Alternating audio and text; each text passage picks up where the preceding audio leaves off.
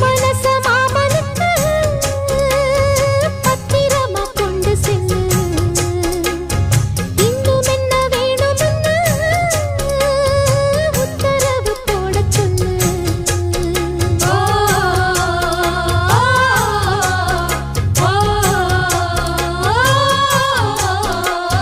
கொத்து மஞ்சள் தான் அரைச்சி நித்தமும் நீராடச் சொல்லு.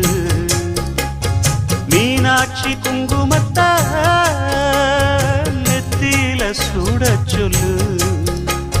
சொன்னத நானும் கேட்கிறேன். சொர்ணமே அங்க போய் கூறிடு. அஞ்ச